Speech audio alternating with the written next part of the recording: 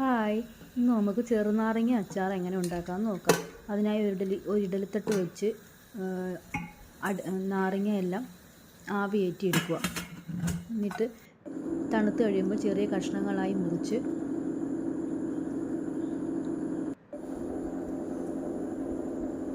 അതിനാവശ്യമായ ഇഞ്ചി, വെളുത്തുള്ളി, പച്ചമുളക്, വറ്റൽമുളക് എന്നിവ അരിഞ്ഞു വെക്കുക. ഒരു പാൻ അടുപ്പത്ത് വെച്ച് ചൂടാവുമ്പോൾ അതിലേക്ക് നല്ലെണ്ണ ഒഴിക്കുക. നല്ലെണ്ണ ചൂടായി വരുമ്പം അതിലേക്ക് കടുക് ഇട്ട് പൊട്ടി വരുമ്പോൾ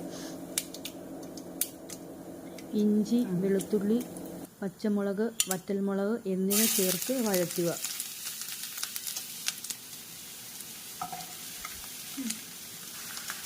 നന്നായി വഴണ്ട് വരുമ്പോൾ നന്നായി ഒന്ന് മൂത്ത് കഴിയുമ്പോൾ ഗ്യാസ്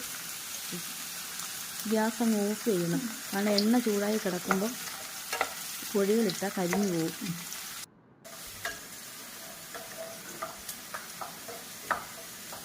തീ ഓഫ് ചെയ്തിട്ട് വേണം പൊടികളിടാൻ. അതിലേക്ക് മുളക് പൊടി, ഉലുവാപ്പൊടി, മഞ്ഞൾപ്പൊടി,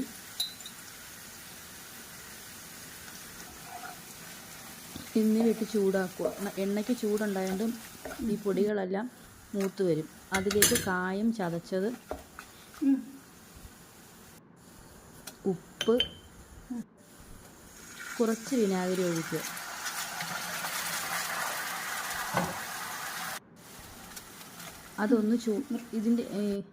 അതൊന്ന് ചൂടായി വരുമ്പോൾ നാരങ്ങ ഇട്ട് മിക്സ് ചെയ്ത്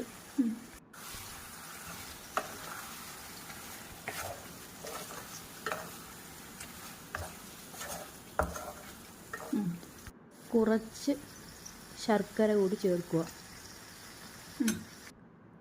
എന്നിട്ട് നന്നായി മിക്സ് ചെയ്ത്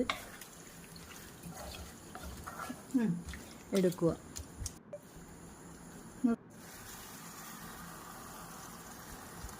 അല്പം പോലും വെള്ളം ചേർക്കാത്തത് കൊണ്ട് ഇത് കേടാവത്തില്ല.